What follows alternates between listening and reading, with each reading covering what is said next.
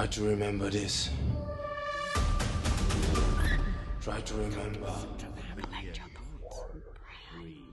I hear voices. A sense of paracusia. The voices are louder today. The link between my internal senses and external perceptions is somewhat blurred. Not a good sign. Gives me a unique perspective on things. They said you'd be weird. They call me crying and screaming into the phone. This little fix they got themselves in sounded right up your alley. He's seen this before. You know what this could mean? No, I do. That's why they need you. You're too exposed. Quickly. Do you recognise this? Chubini. This is Chubini's card. Whoever sent these men has used some pretty scary methods. Mind control. Of all the ways to abuse someone's mind, this is the worst. Anyone who actually knows this guy is either dead or so scared. He'll kill you. He'll kill anyone he thinks helped you. Going to die. Towards you. You're losing control. I am fear. I am pain. I am the last thing you will ever seek. What's going on? Nobody gives an adequate answer. Shut up!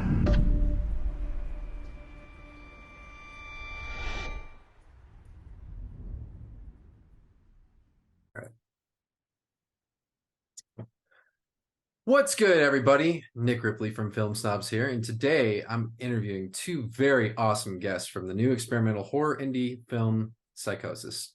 Gentlemen, if you would please introduce yourselves. Hi, I'm Pirie. I'm the film's writer, producer, director, and then I also did a bunch of other odd jobs on the film.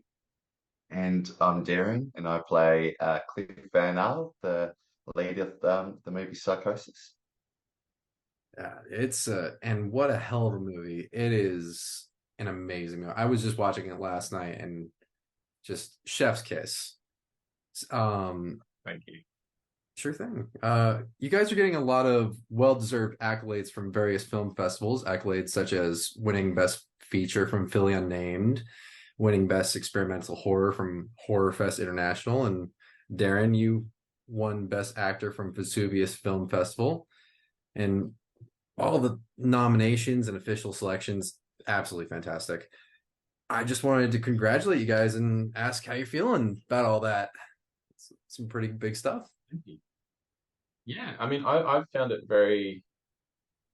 I'm sort of detached from it a little bit because we're stuck down in Australia and I haven't been able to travel to any of the festivals. So it's kind of existed in my email, and I wake up because the time difference is so stark. Like I'll go to bed having not heard anything, and then I'll wake up and there'll just be an email saying you've won an award, and I'll go, oh, and I'm like too asleep to really register. It takes me a couple of hours, and then I'm like, oh, now I need to get on Instagram and do, like, it's all become very like a process for me, right? I haven't really sat down and enjoyed it so much, but I'm getting to start to do that now that we're kind of, everything's getting a bit more quiet, so it feels good when I think about it. That's good, because yeah, you guys deserve all the praise, literally. And Derryn, how do you feel about winning Best Actor for the Vesuvius Film Festival? Yeah, it feels great. Doing this sort of stuff, if people give me that sort of those compliments or say, yeah, I think you're really good at what you do, that's really fulfilling, and it's certainly what I do it for, knowing that people enjoy watching me. So yeah, feeling really good about that. Awesome. So, in your own words, for both of you, for those that haven't seen the movie yet, how would you guys describe the plot of Psychosis? Like, give a little like rundown kind of thing. All right. So it's about Cliff Van Aal, who's a criminal fixer, who's sort of like the wolf from Pulp Fiction. He'll come into a situation and he'll make it go away for certain nefarious individuals. Love that. But he also has a psychological condition which includes auditory hallucinations, which he uses as a kind of way of having a different perspective on things. So, like the things that his subconscious might pick up in the world around him are much more present to him because his mind kind of verbalizes it to him, as much as they also insult him and annoy him. But he gets hired by these two drug dealers who have a really weird problem, which they think involves zombies, and it's all gotten out of control. But Van Al recognizes it as a very serious issue that may or may not be related to his past. And as he looks into it, and as it gets weirder and weirder, kind of reality starts to stop making sense, and the mastermind behind it all is quite horrifying in what he does and how he goes about dispatching his enemies. So it gets progressively more and more crazy and more fun. Yeah, and the antagonist, what a frightening antagonist. You did a really good job at, like, literally made my skin crawl watching the movie. Oh, good. So what was your initial inspiration for the plot? What kind of was the thing that made you like, wow, this is the story that I want to transform into a feature film? Oh, that's a tricky one because I go about writing from a very all or nothing kind of place. Like I have like 10 different ideas that may or may not be working. And then as I think about them and as I write notes, they kind of certain ones die off and other ones merge. And it came about just through a bunch, like 5 different ideas, I think. Like I really love film noir and I really love horror and I really love weird stuff, like surrealist stuff. And I've always kind of wanted to combine them, but it wasn't really until I just was interested, I got interested in auditory hallucinations and the way that the brain works and weird little illusions that play tricks on us. And there were just certain things like finding out that some people do experience a live narrator for their life. I was like, well, that's similar to what a film noir narrator is, except the character actually has to deal with it, which I found really interesting. And that allowed me to put the noir element in with like a horror kind of surrealist thing. And it just kind of came together slowly. And then once all the pieces locked together, I just got really excited and I wrote it really quickly. I think the script came together in like a month or two. Because once it snapped together, we went for it. And I just got really excited about all the different weird imagery that we could do and a lot of the different story, like a lot of the things that like the auditory hallucinations allow us to do, like really getting into Van Al's head, and hearing like what he feels and what he's insecure about without anyone having to necessarily talk. I got really interested in that kind of stuff. From a psych major's perspective, the use of auditory hallucinations, that was like the very first thing that like caught my attention. As soon as like it was all blacked out screen and then the auditory hallucinations start playing, it was like, I know what this is, hold on. Because they have you like sit through a little simulator. It's kind of like we did that as well. I was listening to a lot of the simulation. I got Derryn to listen to a few simulations in the lead up. Yeah. Speaking of which, Derryn, what was it like to prepare for your character, Van Arl? He's a very, very rugged, awesome individual. Yeah, I met with Pirie initially and gave me a bit of an insight and the idea of how he wanted Cliff Van Al to be and who was basing him on. And I was like, oh yeah, try and do that and try to internalize it. And then I guess really it's a case of I come out and I'm trying to do the best job for Pirie, and then it comes in nothing like what I'm hoping it's going to be. And then I just cross my fingers hoping that no, it still comes across as a good performance. But it was just playing a bit close to myself, trying to internalize it and think about what would be the best way to really show this person that's having a bit of a struggle but wants to do the right thing. And it was quite different from what I'd originally imagined, but I think in the end it worked better. Like I wanted him to be much more kind of have a lot more tics and be a lot more kind of jittery, but given the stage that the character is at in his life, Derryn played him a lot more kind of controlled and almost like he'd really knuckled down, which I really liked.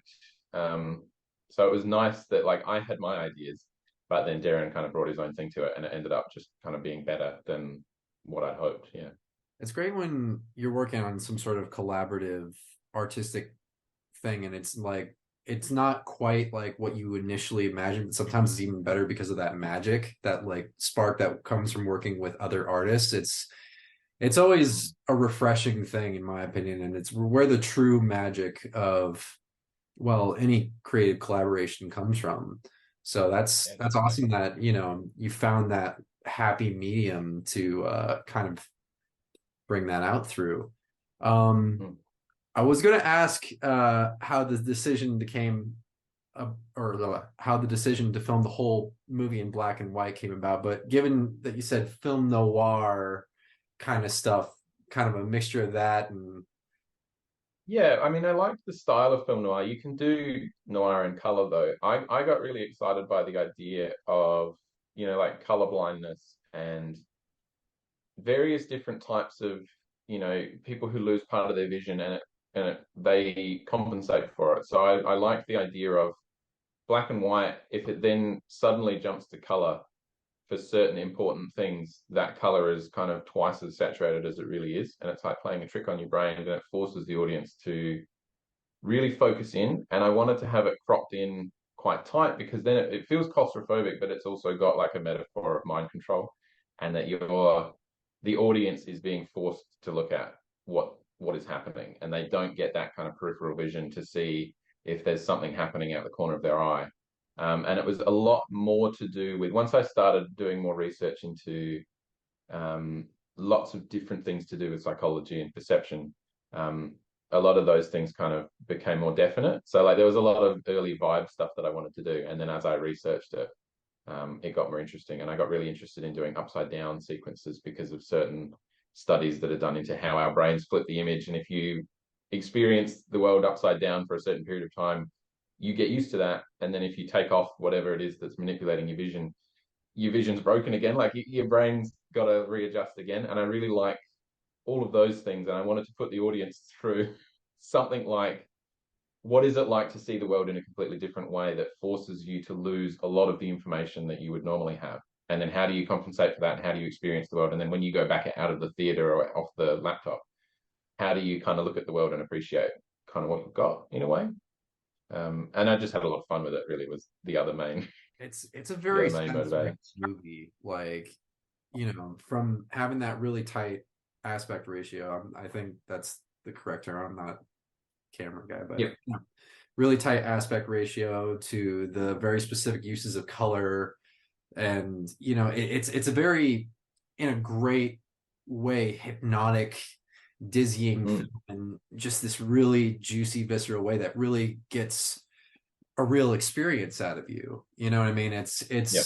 Something that I've seen a lot of indie films try to kind of like experiment with sensory stuff, and a lot of times it doesn't do as well. But you really found that happy medium where it's like, you know, it's just the right amount. It doesn't, you know, it's not grating to the audience. It's engaging. It pulls them in. You know what I mean? Yeah, we had to be a little bit careful because it is so.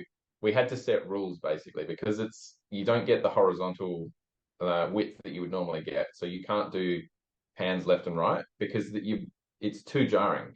So we had to do a lot of like center focus, slow side to side movement. Whenever things get flipped upside down, like you can't move the camera too much. Like some of the action stuff that we do when it's all inverted, like it's a little bit slower than it otherwise might be, just so that you can see what's happening. Because I was very aware that there'd be certain people that might have photosensitive issues or motion sickness.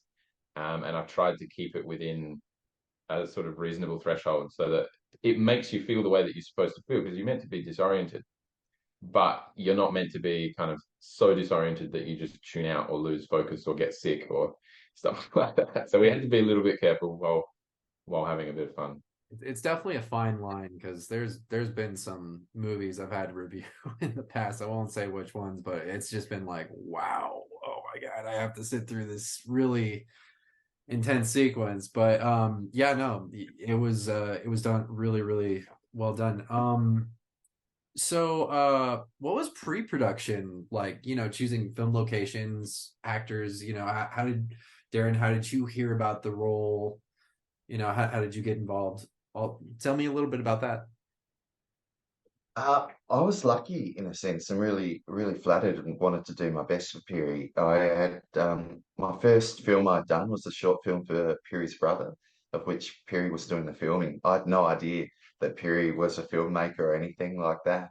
And then about 6 months later, I get an email from Pirie saying, "Oh, I've written this script and I've written it with you in mind as being the lead actor." And yeah, that was just like so flattering and really excited about that. And just because of that, I wanted to put my best foot forward for Pirie, and that's how I got involved. Mm.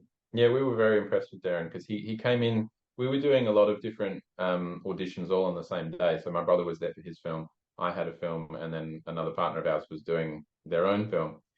And I think Derryn, you came in. You weren't actually meant to be there for the audition. You were just there, and the agent threw him in. So you weren't familiar with any of the material, I don't think. And Yeah. we got you to read for every part or every male part, and he just nailed every single character. Like, and we couldn't cast him in everything, so we gave him like the lead in my brother's film, which was the one that required kind of the most intense. Like, it was a very dialogue light film, so a lot of it was reactions and just like getting a sense of this guy from how he moves and how he looks at things. And you were nominated for an award for that one based on like 2 lines of dialogue. Yeah.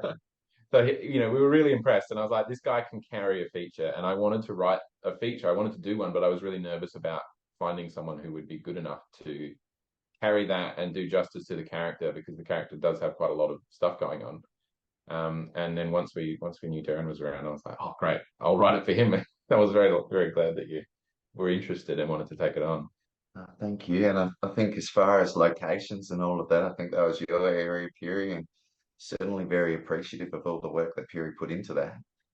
Yeah, a lot of it was stuff that we'd already been to some of the locations before for other projects. Some of them had become construction sites since I was there last, so it was a little bit different, a little bit more of a challenge. But like a lot of it was just spending like 6 months running around finding places. I'd written all of this stuff in there, kind of assuming that there'd be an underground bunker somewhere, or a hotel that would be willing to let us shoot. And the hotel I had in mind was no longer available. Like, there was a lot of the standard kind of stuff like that. But being like a little Adelaide film, you go in saying we're doing an independent film, we only need it for like 2 days.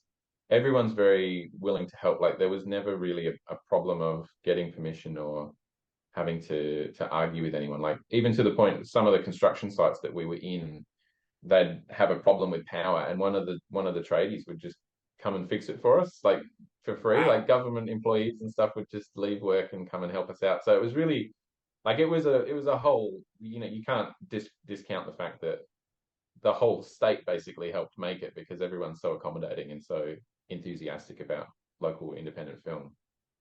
That is so cool.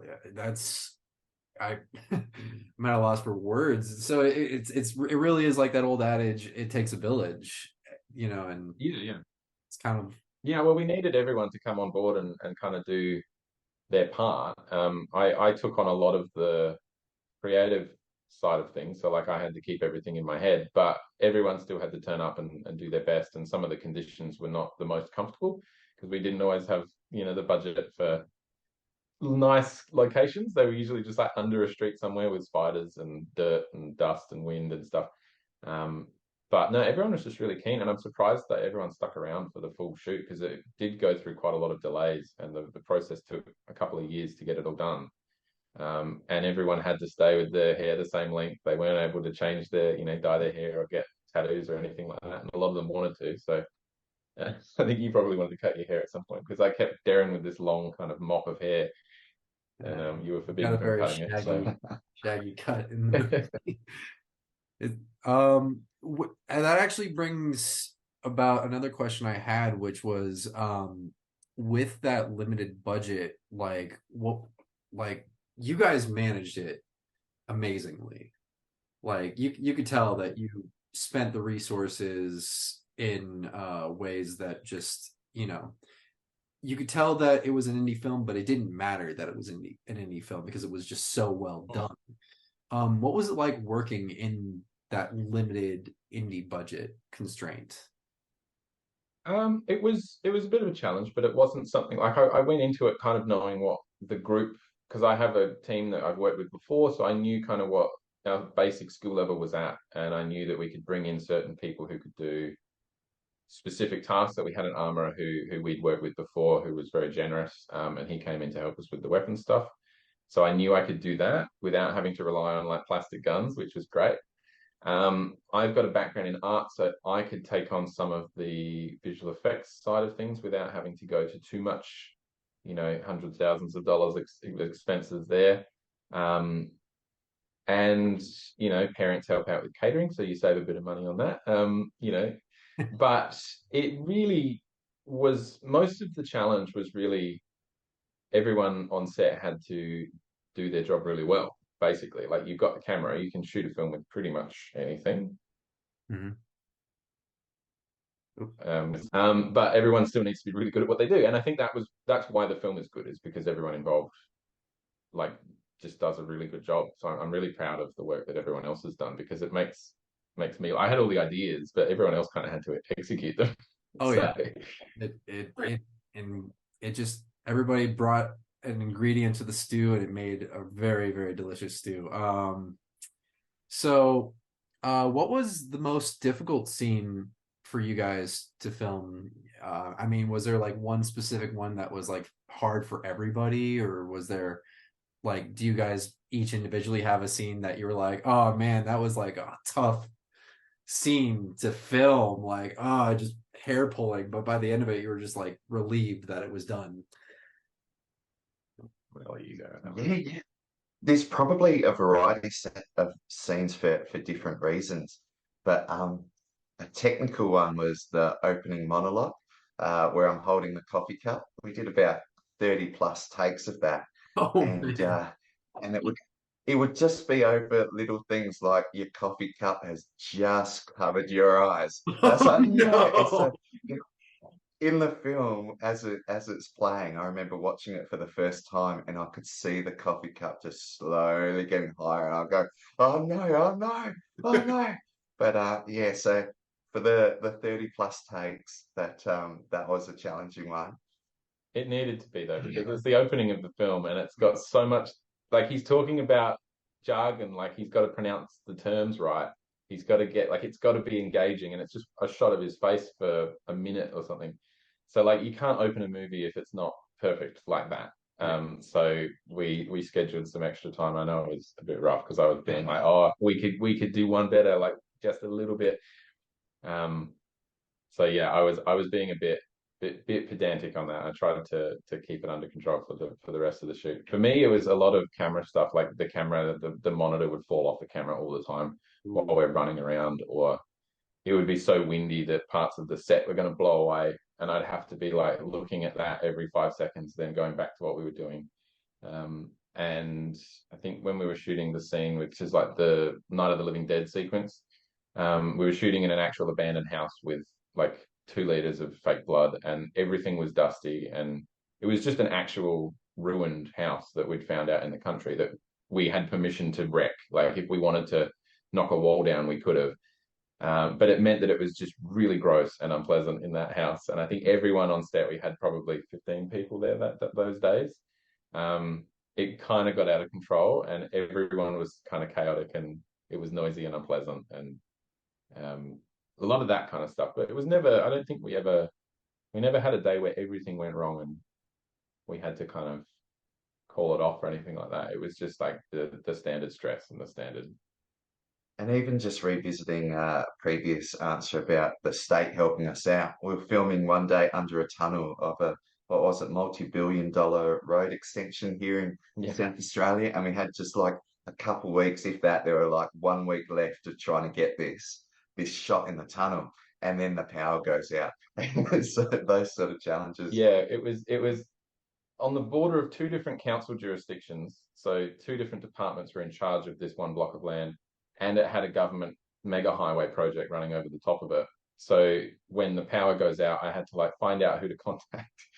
And everyone was like, no, that's not our problem, and moving it around. But yeah, that was the instance where like the people that just worked there just took time off and came and helped us out. So yeah, pretty standard filmmaking problems. Though, like you hear a lot of that, like the power goes out, or you've got like 8 minutes to build a new set or something in a different location. So there's always something, with any huge project like that. Alternatively, what was your guys' favorite scene to film? On the other hand, this it's hard to say. Like, if I did this interview 10 times, I'd probably come up with 10 different answers. But I'm going to say, because I've never done it before, having the armorer on set and just the professionalism of that, and working with him and having the opportunity to shoot the guns and the fight scenes, especially that one where I do discharge my gun, was a lot of fun. A lot of fun to do. Yeah, I'm not sure. I know there were certain moments that were really fun. I always got a lot of satisfaction when we nailed something. So it was more like individual moments on certain important days. Because I was always just like way too all over the place to really enjoy any of it. Like, I think back on it all very fondly, but I also remember that when I was doing it, I was like a nervous wreck. But yeah, there was a lot of the armorer on set was always great, because he was also just a lot of fun. And I think some of the quieter scenes were fun for me, because it was more about like the actors, and we could shape it a bit more. There wasn't as much pressure. We had more time to play around and be a bit more creative from a performance perspective. And I got to actually enjoy seeing the performances come about, rather than worrying too much about, are we going to have time to get over here later on? Yeah, I probably had more fun in post-production than I did during the shoot, knowing that it was kind of there and I could enjoy it. Yeah. I feel that when you're in charge of a big creative project, having to juggle so many things, I can imagine most times you're just happy to get a good moment out of being so stretched. So yeah. I definitely understand that. But yeah, what a hell of a film. So on that note, Film Snobs has kind of a doozy question that we ask all our guests, and it's kind of a hard one, but this one goes for both of you. If you could only watch 2 movies for the rest of your life, what 2 would you pick and why? And you only get 2. I could watch The Fifth Element on loop, probably. And they do that here in Australia. There is a channel that does a day of The Fifth Element on loop, like once a month, or so that would be one. But picking the other one would be really hard. I'd probably have to pick maybe like Lord of the Rings or something. Yeah. Yeah, like the Fellowship of the Ring. If I could only pick one, that would be my 2. Fellowship's my personal favorite, so I definitely get that. What about you? I might pick Never Ending Story. First one with Bastian. That's classic. Because that scene where Falcor is chasing the bullies and they're just screaming at him, that was like the movie I watched on repeat over and over as a child. And also great theme song, so I love that as well. Oh yeah. If I can bend the rules a little bit, if I could watch another film, it would be a home film where I've got just family and all of that. So that way, just can maintain those memories and I don't think I've ever heard that not forget my family. That's a good answer. That's one you don't think about too often, but that's a really great answer. All right, guys, is there anything else you guys would like to add about the movie? Anything else you guys would like to say? I'm just kind of happy that everyone's responding well to the film. It's nice hearing a lot of good feedback, I guess. Yeah, I hope people continue to enjoy it and continue to engage with it. And it's great to see people responding well to the kind of auditory hallucination aspect of it and the way that that's been shown. Like people not I was somewhat expecting a little bit more pushback from people saying, oh, this is a film about like a broken bad guy kind of thing. But I think it's gone down the way that we intended it, which is really nice. So yeah. thanks to everyone who's watched it so far and who wants to watch it. I appreciate all your kind words about the film as well, and appreciate the fact, yeah, having you as an audience. It's really flattering and nice to be received positively. So thank you. Thank you guys for making such an enjoyable film. Like, in terms of movies that I've had to review, this has been arguably the most enjoyable one that I've had to do. Oh, thank you. That's quite wonderful to hear. All right. One more time. This is Nick Ripley from Film Snobs. Be on the lookout for Psychosis. It will be releasing early 2024.